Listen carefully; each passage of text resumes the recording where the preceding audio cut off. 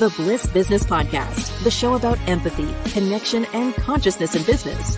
Today's episode is brought to you by Zero Company, your paid search, social media, and programmatic ad experts. Welcome back to the show. We're talking about the importance of empathy and neurodiversity in teamwork today. I'm Stephen Sakach here with Mike Liwski, who is one of our outstanding teammates. Mike's experienced in building and leading large teams, helping organizations identify their brand purpose. We try to build authentic connections for our clients with our digital marketing, and Mike is knee-deep in those efforts. Mike, introduce our guest to everyone. Steve, thank you so much. And yes, we are absolutely elated to have Gloria Folaron with us today. I can't think of a more perfect guest to join us at this time. For those of you who have been tuning in, you'll know that we've been doing a series on teamwork and empathy, and Gloria's perfect guest to have to continue the conversation on that topic. But to introduce Gloria formally, we're really excited, as I mentioned, to have Gloria Folaron with us today. She's the CEO of Leantime. You can find them at leantime.io.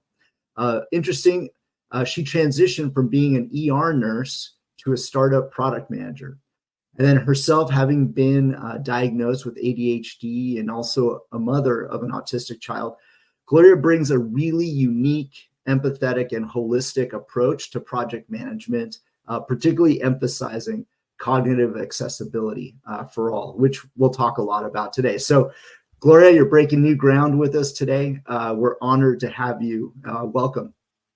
Well, thank you. I'm honored to be here and really excited to have this conversation. Appreciate it.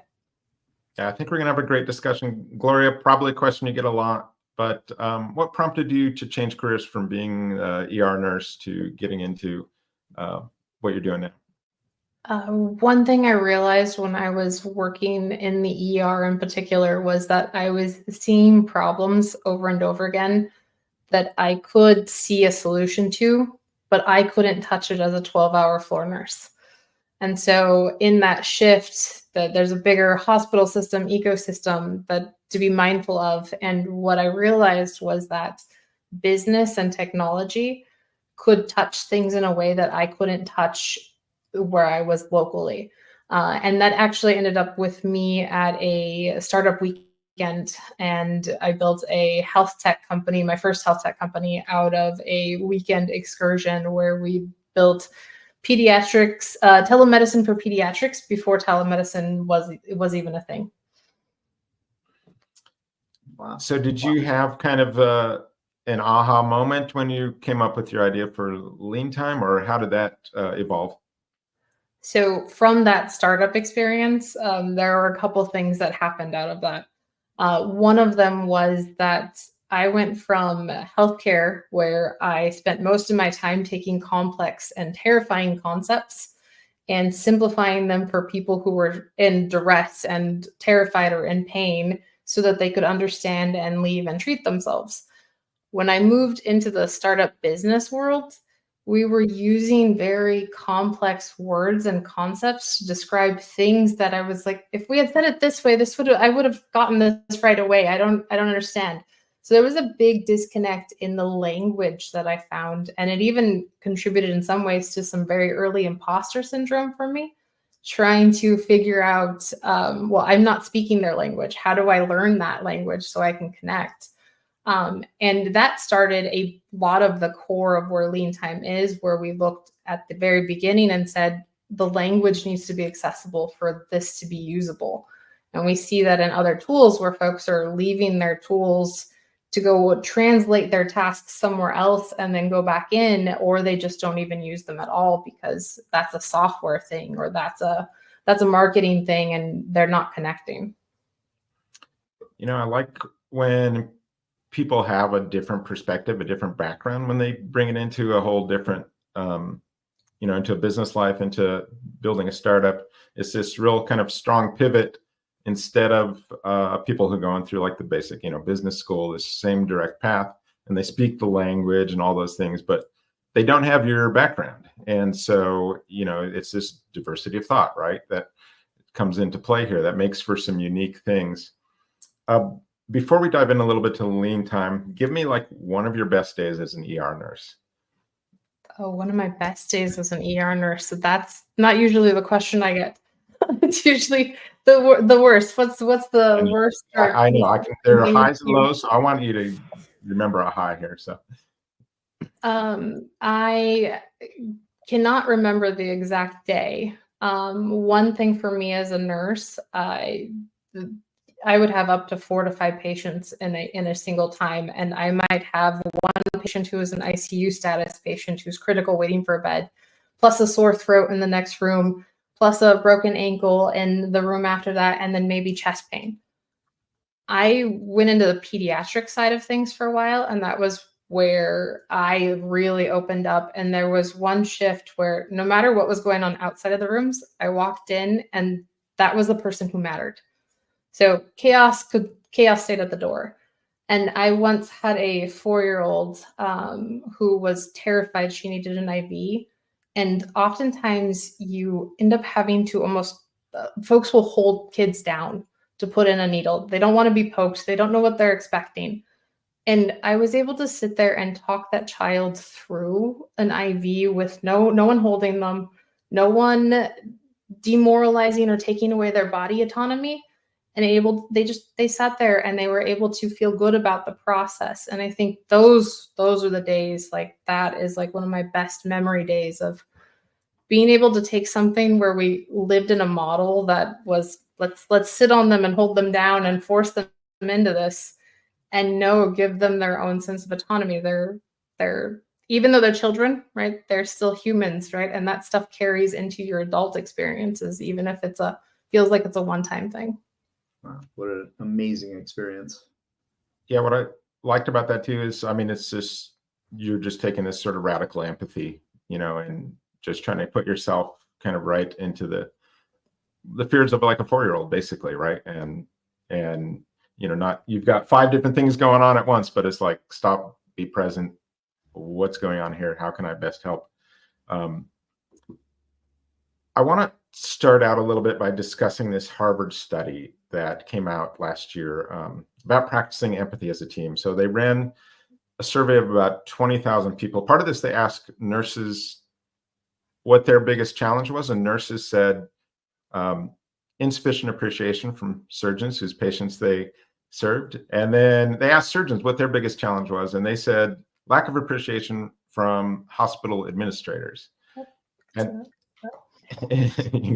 so it's really interesting in a profession that has to do a lot with empathy, that empathy among teammates could often be kind of an issue. Does that track a little in your experience as part of a team in that profession?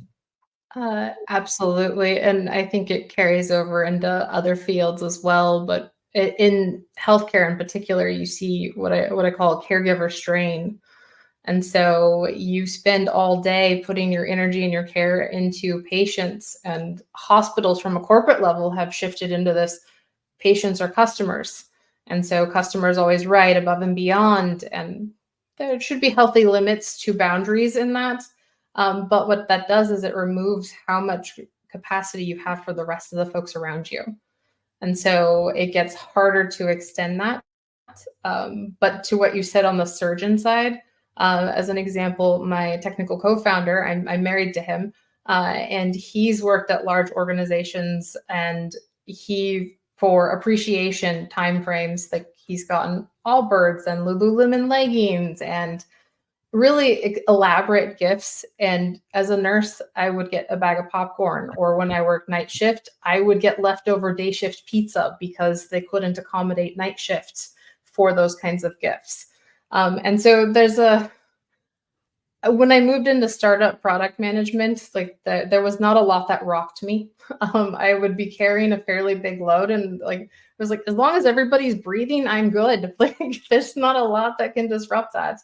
But there's not enough appreciation for that in those industries. There's definitely still a lot of where does the dollar come from and who gets that dollar at the end of the day. Mm-hmm. Yeah, I think that was the other part of that study, is they found, like you mentioned, that in other industries, it was employees who felt sort of free to express care and compassion for one another were more satisfied and more committed to the organization. So just the ability to see through someone else's eyes at work, acknowledging each other, taking that empathetic approach. I mean, not only is the right thing to do, but it's important for the bottom line. And, you know, you're a bit of an expert in helping teams take an empathetic approach to managing projects. And so can you tell people, I want to dive in, what cognitive accessibility is and the importance of it in the digital tools we use, and then tell people, you know, a bit more about Leantime. Yeah. So just to repeat some of that to make sure I got it all. Actually, let me have you rephrase that. So I caught all of that. But we're talking about a cognitive accessibility. This is a great example. Sometimes I don't always auditorially process as fast as I should. So I always take extra time to compensate for that, to ask you to repeat. So that ties into, I think, what you're asking, but also helps me too. Yeah, let's just start with, if you could tell people just what cognitive accessibility is and the importance of that in digital tools. So cognitive accessibility is acknowledging that people have different brains and that those brains have different needs in order to almost equalize the playing field a little bit. A great example I saw recently was a meme for folks who are autistic. And on this meme, it showed a picture of a third grade test asking you to draw a clock with the 11 o'clock time on it. Traditionally speaking, that ask is for an analog circle clock with the hands drawn to an 11 o'clock. The picture drawn was a digital clock with the numbers 11 on it. It's not a wrong answer, but for somebody who is autistic, they might see those instructions, put that down, and be told that this isn't accurate. And so cognitive accessibility is about finding the ways, particularly in digital tools, to make sure that information is communicated in a way that is not ambiguous, in a way that is clear for folks and also supports folks to be able to interpret the information correctly. And then how did you bring this into Leantime to help people manage projects? So I could start from my own background. So I think Mike called it out. I was diagnosed with ADHD so about 2.5 years ago now, on the path to identifying our daughter's diagnoses. And up until that point, so I mentioned startup life, moving into managing things. I found that in healthcare, I had defaulted to using processes and systems to keep me organized. If I didn't do that, what I didn't know was ADHD then, that I know now, I would lose things and I would not be able to find things. I wouldn't be able to keep track. I would be off time. And so I was always building in systems because of my background to compensate for something. And so that boiled into, I was not able to organize myself in any of the other tools. So some of that was born out of that language piece, but also nothing else was helping to keep me on track. And so as we broke down and really, even the expression is dog fooded, our own tools and devices, it was looking at, okay, well, if this is how ADHD thinks, what does the science say? How do we build in things that are intrinsically motivating? How do we build in things that boost dopamine? So that we're not just doing gamification, but we're giving value and meaning to work in a way that suddenly the work is engaging. Yeah, that's really interesting. I mean, I know, Mike, at work, we have our own project management software and stuff, but I think everyone uses it's a mix, right? It's like this Frankenstein of, I'm just going to use a list. I'm just going to use this software. We've got a few different things. I think just because we all sort of process things differently and think things differently. Yeah. Right? For sure. Yeah. Sorry, go ahead, Steve. So Mike, what do you see as far as the difficulties with project management in our workplace? You're asking me? Yeah. I think going back to the point there about that people process things a little bit differently.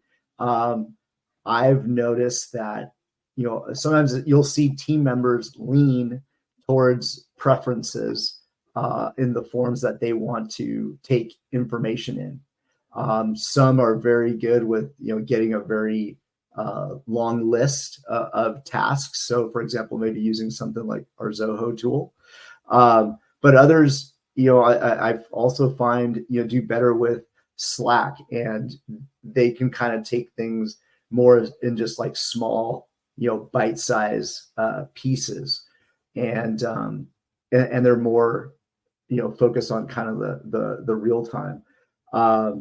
And in certain cases, I think we have to also acknowledge that there's like an overwhelming factor when someone gets like a very large project, and then maybe a little bit of procrastination looks like it's setting in, but in fact it really isn't. I think at that point they may just feel very overwhelmed with the totality of a really big task. So as a teammate and showing empathy, maybe looking into how can I help break something down, right? So I think having a good set of tools that others can basically be able to use to get their work done, I think is excellent.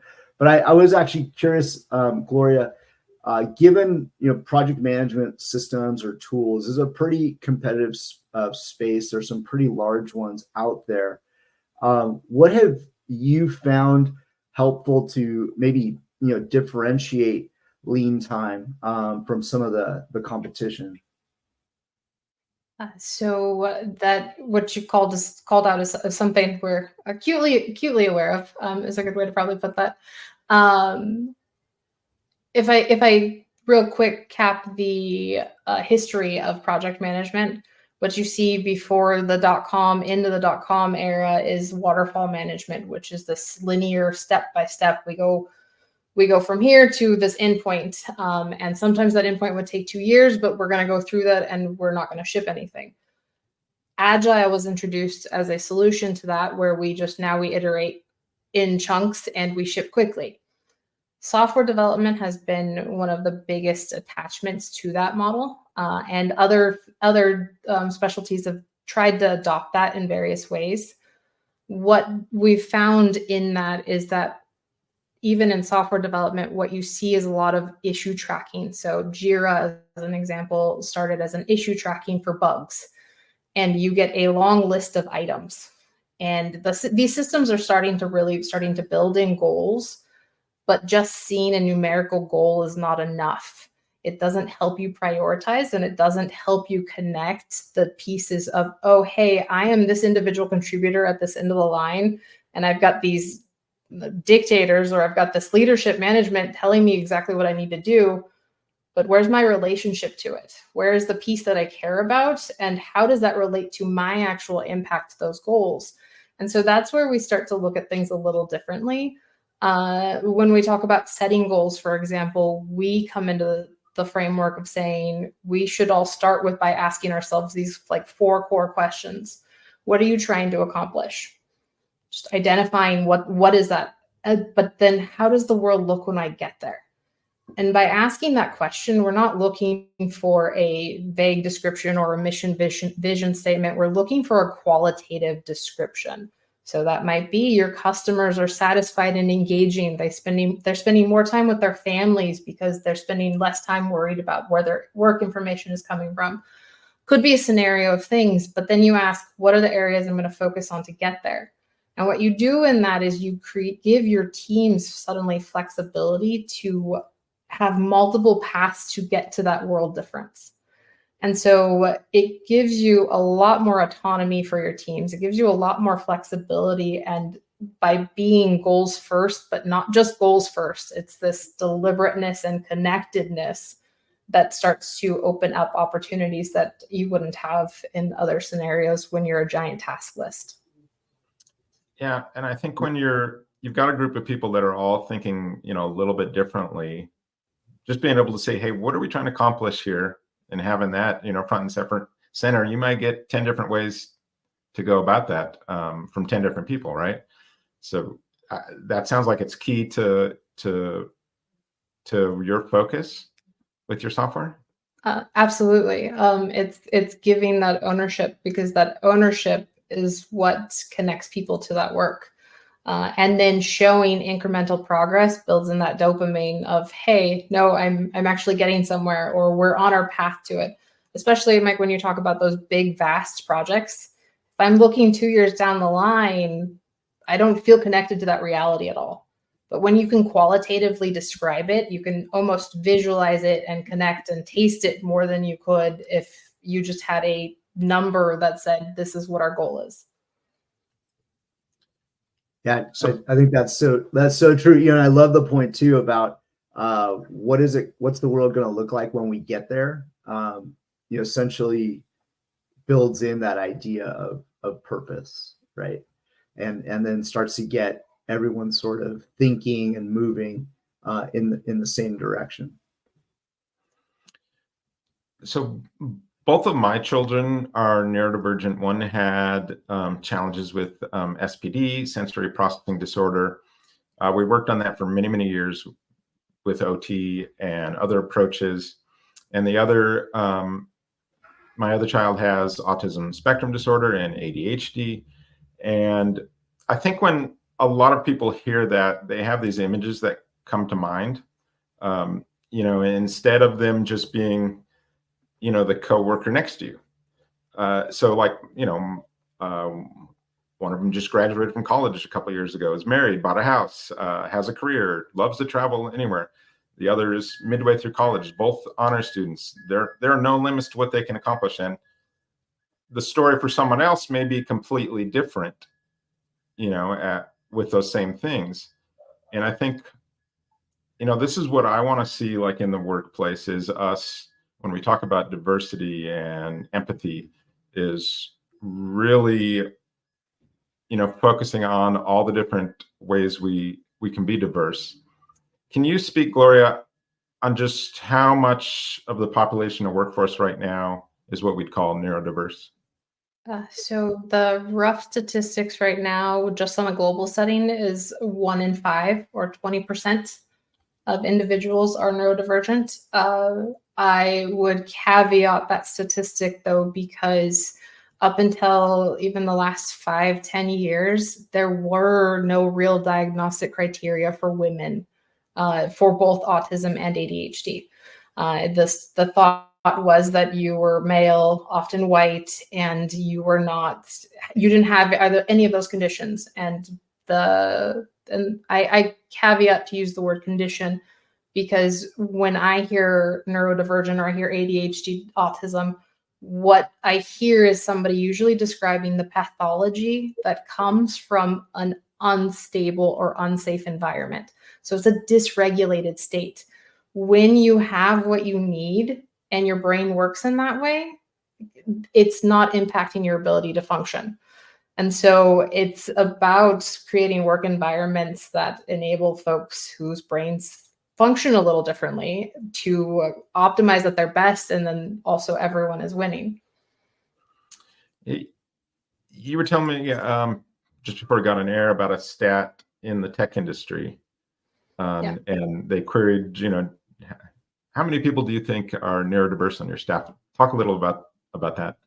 Yeah, so that was a diversity in tech report out of the UK, and they surveyed quite a few tech industry related folks, and they found that 53% of them self-identified when asked directly, are you neurodivergent, as neurodivergent. So they 53%.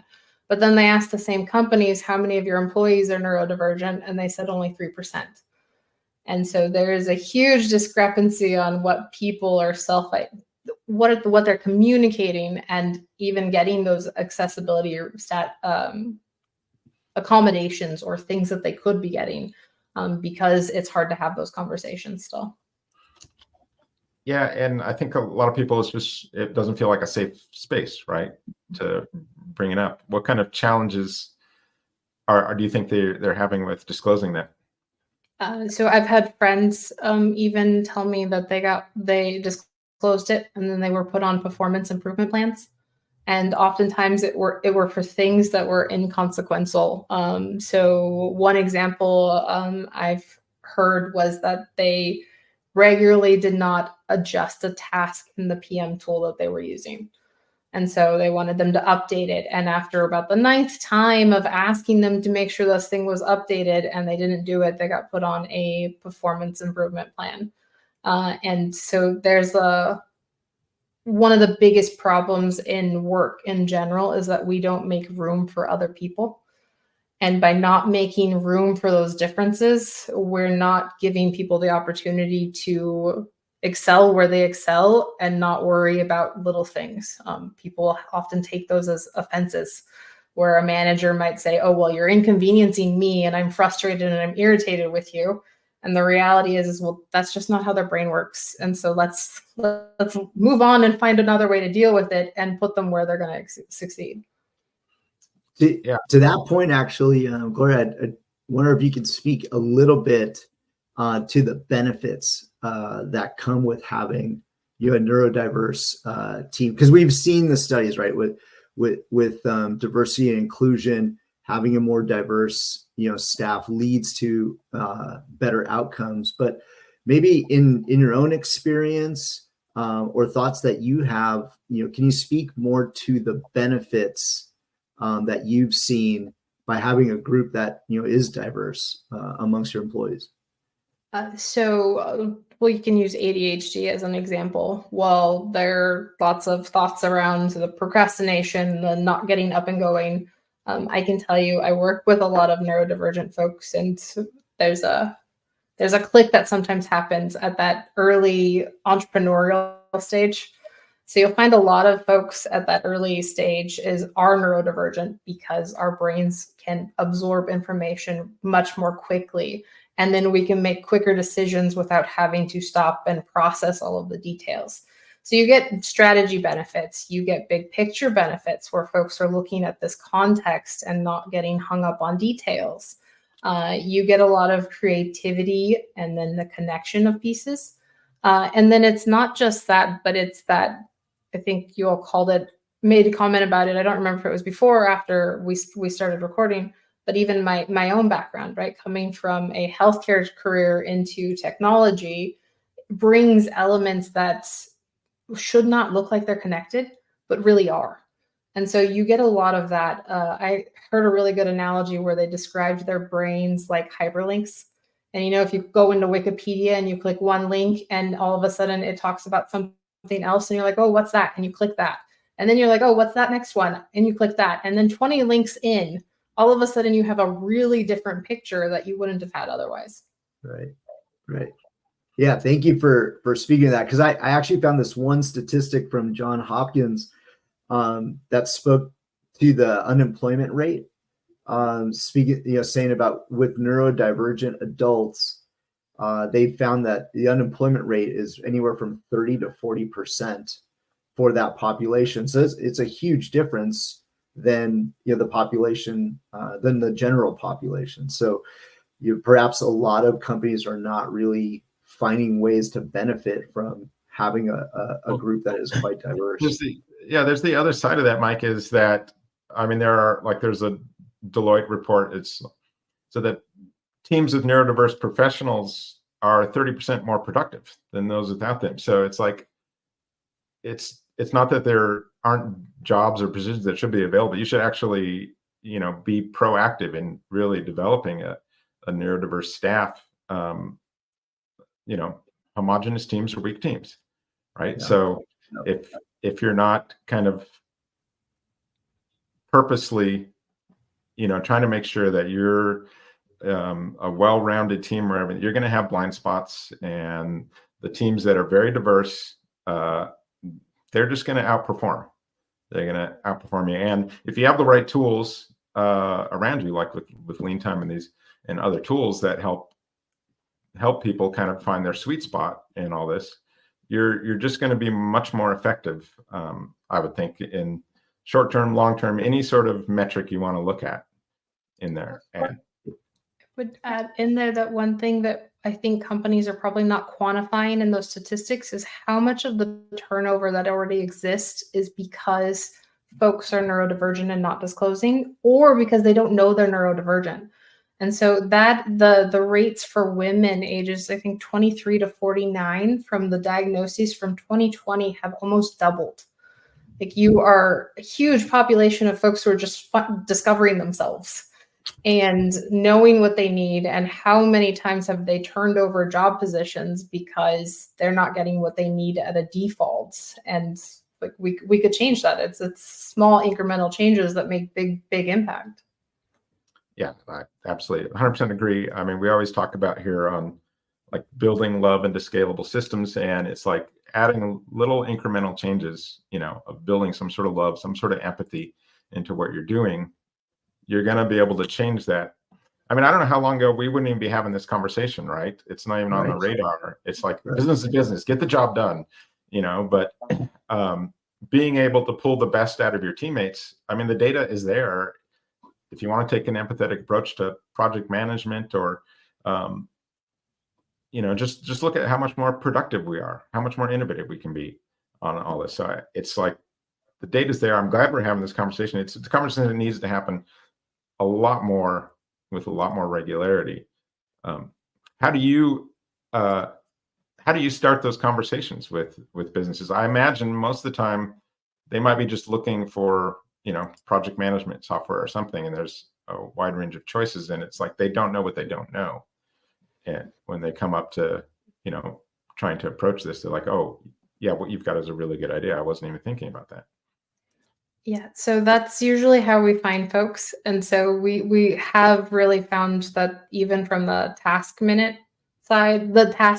side, where we talked about folks are used to being in a long list, there are some mentality shifts that we're really still building into the software.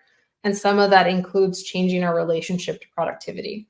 So how do we pop up with facts and stats and help people reframe how they think and connect to what they're doing? Where is the point of enough? Where is the point of done? And highlighting those things. Those conversations, we find that some of that is, you all from the marketing perspective, it's branding, right? You find like-minded folks when you put out what you need in the world. And so I find we have less of those, I need to convince you you need this conversations, and more of the, how do we better support you into doing this? Yeah, that's interesting. Yeah. If you were to list, talking to someone right now, they're maybe they've got 3 project management tools in mind. What is important for them to know when making that decision on which one to go with? So I would defer anyone, no matter whether they pick us or not, to go back straight to what are your goals, and understanding what you're trying to accomplish by bringing in a tool.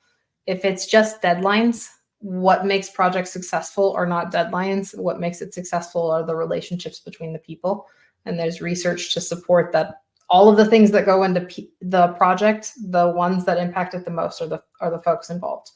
And so where we've tried to use tools to solve projects failing, it's only working so far and so well because we're still neglecting that people side.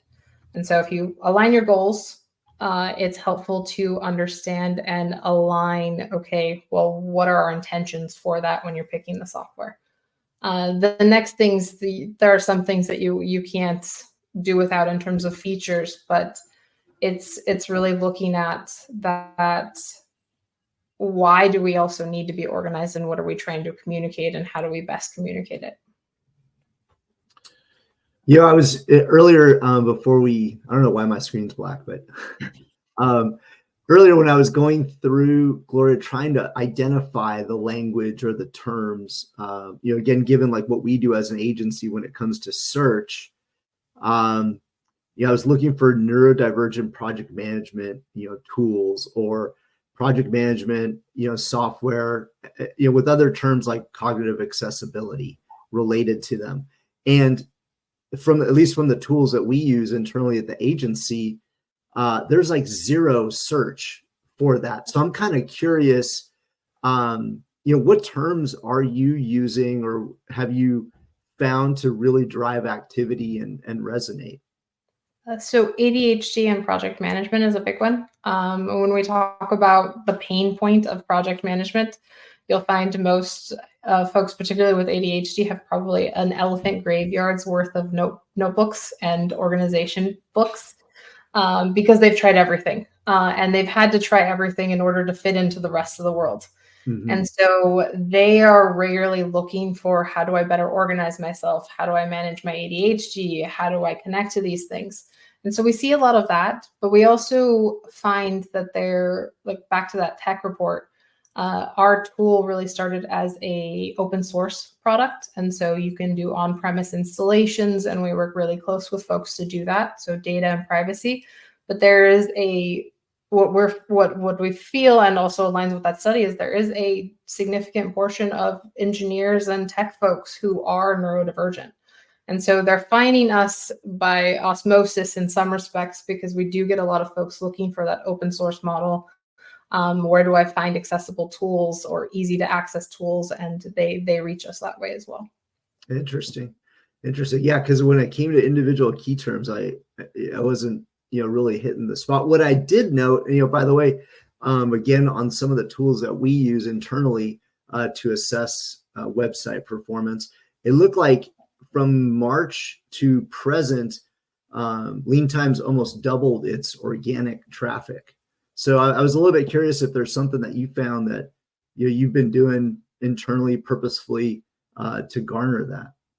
So when I mentioned my background went into startup product management, it was really focused on content and SEO and web-based applications. Yeah. And so that's my background in terms of how do we build human content that works and adds benefits even in the search algorithms.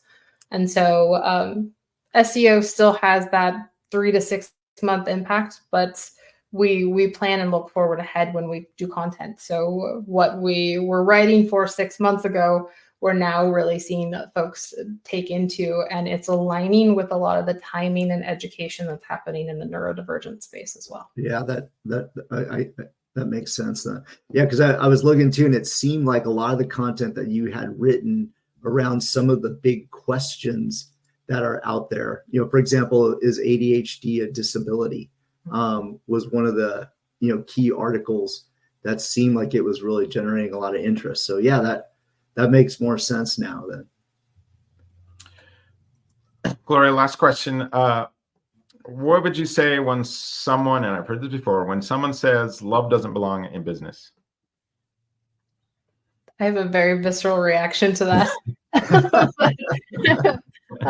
You can cuss if you want. It's a good thing I have a natural sensor of, wait a second.